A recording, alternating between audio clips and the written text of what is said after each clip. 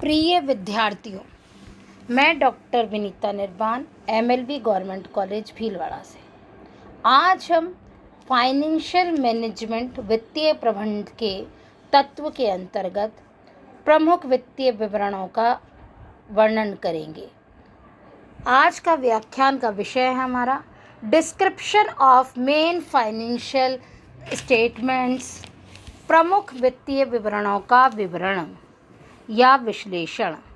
किसी भी संस्था में प्रमुख रूप से निम्न वित्तीय विवरण तैयार किए जाते हैं: स्थिति विवरण अथवा चिट्टा, बैलेंस शीट और पोजीशन स्टेटमेंट, आय विवरण अथवा लाभ-हानि खाता, इनकम स्टेटमेंट और प्रॉफिट एंड लॉस अकाउंट, कोष प्रवाह विवरण, फंड फ्लो स्टेटमेंट, रोकड़ प्रवाह विवरण, कैश फ्लो स्टेटमेंट, मूल्य संवर्धन विवरण, वैल्यू एडेड स्टेटमेंट, मानव संसाधन लेखांकन, ह्यूमन रिसोर्स अकाउंटिंग, सामाजिक आय विवरण अथवा सामाजिक लागत एवं आय विवरण, सोशल इनकम स्टेटमेंट और सोशल कॉस्ट बेनिफिट स्टेटमेंट।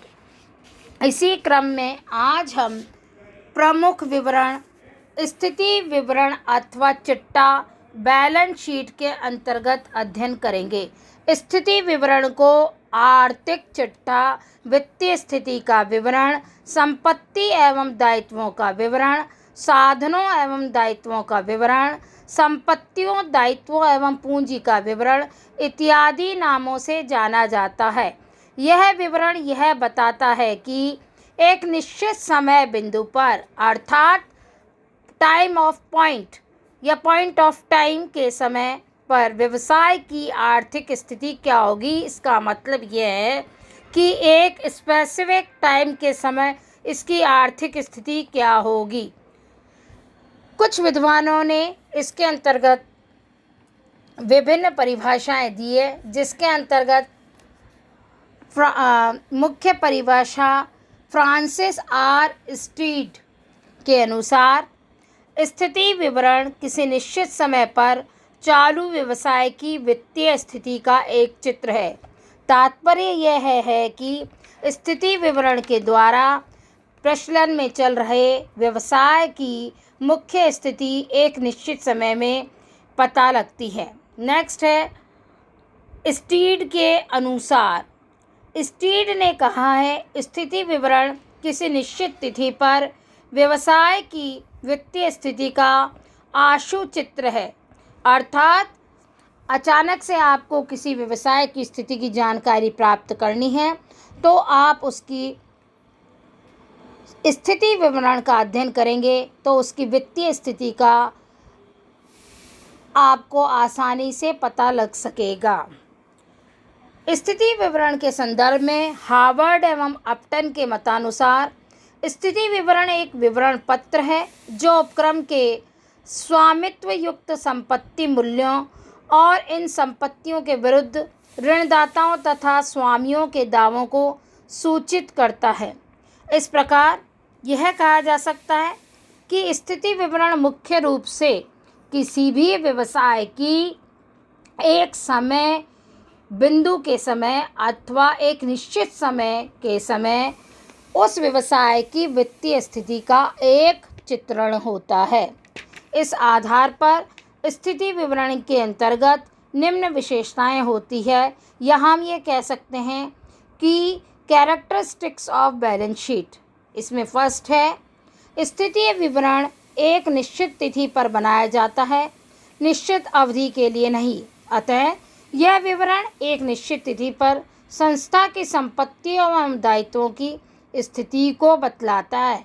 अर्थात इसके अंतर्गत जब हम आर्थिक स्थिति का विश्लेषण करने के लिए जब बैलेंस शीट बनाते हैं तो उस पे लिखा होता है balance sheet as on 31 March as so and so year 2009-2010। इसका मतलब तब तक की आर्थिक स्थिति का विश्लेषण स्थिति विवरण करता है। नेक्स्ट है स्थिति विवरण एक विवरण पत्र होता है, अर्थात स्टेटमेंट होता है, खाता या अकाउंट नहीं होता है। इसमें टू और बाय शब्दों का प्रयोग नहीं किया जाता है।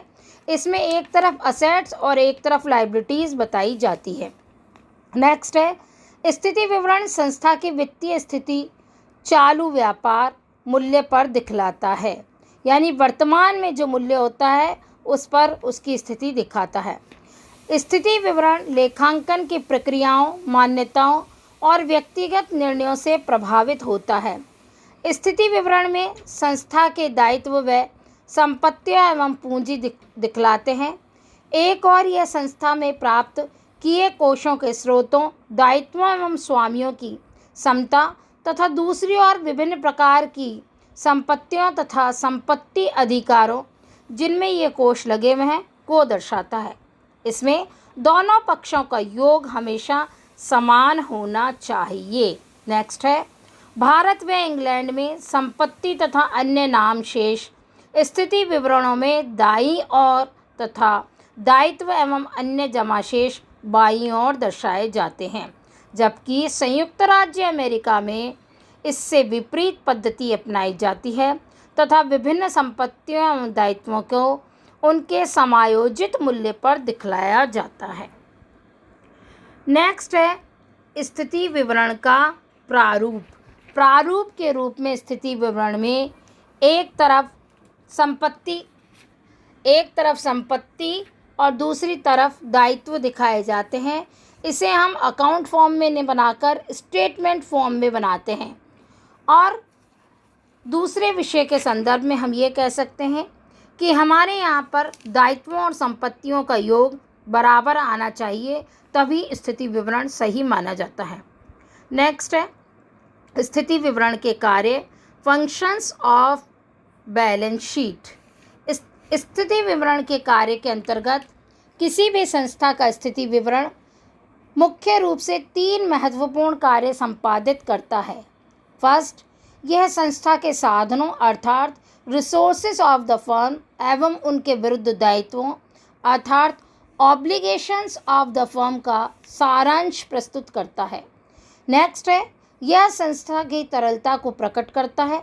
जब रिपोर्ट रूप में स्थिति विवरण दिया हुआ होता है तो शुद्ध चालू संपत्तियों अर्थात नेट करंट असेट्स की मात्रा फर्म की तरलता बतलाती है।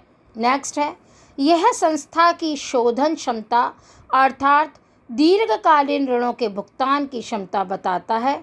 यह क्षमता कुल संपत्तियों का कुल दायित्वों से अनुपात अथवा ऋण समता अनुपात से ज्ञात की जा सकती है। सामान्यतः ऋणों का उच्च अनुपात संस्था की कमजोर शोधन क्षमता का प्रतीत होता है। स्थिति विवरण के प्रारूप के अंतर्गत हम निम्न रूप से बता सकते हैं, एक तरफ असेट्स और एक तरफ लायबिलिटीज़। नेक्स्ट है स्थिति विवरण के प्रारूप में हम एक शीट भी बना सकते हैं जिसके अंतर्गत लिखा जाता है so and so company balance sheet as on. इसका मतलब यह है कि किसी विशेष कंपनी का यह बैलेंस शीट स्थिति विवरण प्रस्तुत करता है।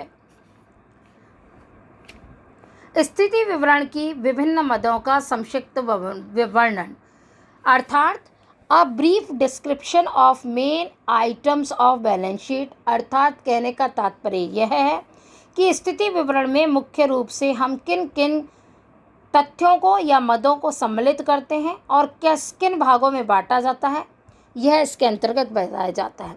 प्रथम दायित्व पक्ष लायबिलिटीज साइड और द्वितीय संपत्ति पक्ष असेट्स साइड होता है। दायित्व पक्ष के अंतर्गत मुख्यतः निम्न 5 शीर्षक होते हैं। अंश पूंजी यानी शेयर कैपिटल। दूसरा संचय एवं आधिक्य रिजर्व्स एंड सरप्लस। सुरक्षित ऋण सिक्योर्ड लोन्स। असुरक्षित ऋण अनसिक्योर्ड लोन्स। चालू दायित्व और आयोजन करंट लायबिलिटीज एंड प्रोविजन। संपत्ति पक्ष की मदें के अंतर्गत मुख्य रूप से 5 शीर्षक ये होते हैं। ए स्थायी संपत्तियां फिक्स्ड एसेट्स विनियोग इन्वेस्टमेंट्स। चालू संपत्तियां ऋण तथा अग्रिम current assets loans and advances. विविध या स्थगित व्यय, मिसलेनियस और डेफर्ड एक्सपेंडिचर, लाभ हानि खाता नाम शेष, debit balance of profit and loss account. अब है अंश पूंजी यानी शेयर कैपिटल। स्थिति विवरण के दायित्व पक्ष में प्रथम मद अंश पूंजी होती है। इसे अधिकृत पूंजी ऑथोराइज्ड कैपिटल, निर्गमित पूंजी इशूड कैपिटल तथा अभिदत्त एवं चूकता पूंजी subscribed and paid up capital के रूप में अलग अलग दिखाया जाता है। इन सभी रूपों में प्रदर्शित पूंजी में विभिन्न प्रकार के अंशों, सामान्य एवं पूर्वाधिकार अंश, शोधन की शर्तों, शोधनीय अशोधनीय परिवर्तनीय आदि, हरण किए गए अंशों की राशि, सहायक कंपनियों में अंश तथा अग्रिम मांग के संबंध में अलग अलग विवरण दिया जाता है।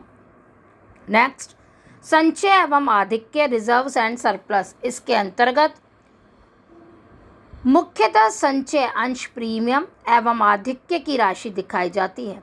संचय की राशि को दिखाते समय इनको संचयों के विभिन्न प्रकारों के अनुसार अलग अलग वर्गीकृत करके दिखाया जाता है। सामान्यतया पूंजीगत संचय तथा आगम संचयों को अलग अलग दिखाया जाना चाहिए। नेक्स्ट, सुरक्षित ऋण, सिक्योर्ड लोन्स।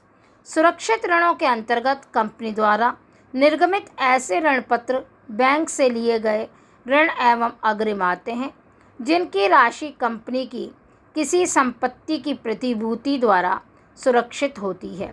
नेक्स्ट है असुरक्षित ऋण, अनसिक्योर्ड लोन्स। सुरक्षित ऋणों के अलावा अन्य सभी प्रकार के ऋण एवं निक्षेप असुरक्षित ऋणों में सम्मिलित किए जाते हैं। इनमें बैंकों के लिए गए अल्पकालीन ऋण, जनता से प्राप्त स्थायी निक्षेप तथा प्रबंधकों से लिए गए ऋणों को सम्मिलित किया जाता है। नेक्स्ट है चालू दायित्व एवं आयोजन, करंट लायबिलिटीज़ एंड प्रोविजंस। संस्था के उन दायित्वों को चालू दायित्व कहते हैं जिनका भुगतान 1 वर्ष की अवधि में देय होता है। चालू दायित्वों में विविध लेनदार, देय बिल, न भुगतान किया गया लाभांश, ऋणों पर देय ब्याज एवं बकाया व्ययों को सम्मिलित किया जाता है। दीर्घकालीन ऋणों का वह भाग जो चालू वर्ष में देय होता है उसे भी चालू दायित्व में दिखाया जाता है। आयोजन में कर के लिए आयोजन, प्रस्तावित लाभांश इत्यादि को सम्मिलित किया जाता है। संदिग्ध दायित्वों को स्थिति विवरण में केवल टिप्पणी के रूप में ही दर्शाया जाता है। दूसरा पार्ट है संपत्ति पक्ष की मदों का विवरण, description of items of asset side. इसमें ए है स्थायी संपत्तियां, फिक्स्ड असेट्स। ये संपत्तियां व्यवसाय के सुचारू रूप से संचालित करने हेतु क्रय की जाती है तथा इनका व्यवसाय में उत्पादन कार्य में उपयोग किया जाता है तथा सामान्यतः विक्रय के लिए उपलब्ध नहीं होती है, अर्थात यह फिक्स रहती है। एक बार इनका इन्वेस्टमेंट करने के पश्चात अथवा बिल्डिंग, मशीनरी आदि जो भी चीज़ें खरीदी गई है यथा स्थायी संपत्तियों के अंतर्गत भवन, भूमि, संयंत्र, मशीनरी, फर्नीचर आदि को सम्मिलित किया जाता है।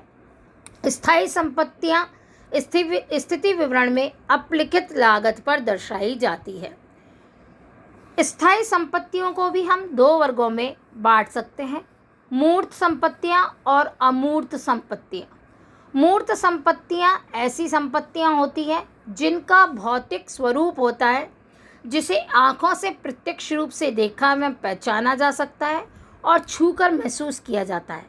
इनके एग्जाम्पल हैं भूमि, भवन, संयंत्र, फिक्चर्स आदि।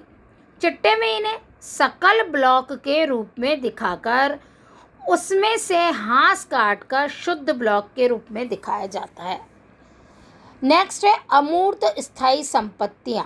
ये वे संपत्तियां होती हैं जिनका कोई भौतिक स्वरूप नहीं होता और न ही ये विपत्रों के रूप में किसी भौतिक संपत्ति का प्रतिनिधित्व करती है, परंतु इनका अस्तित्व होता है तथा ये संस्था के लिए अन्य संपत्तियों की तरह ही उपयोगी होती है।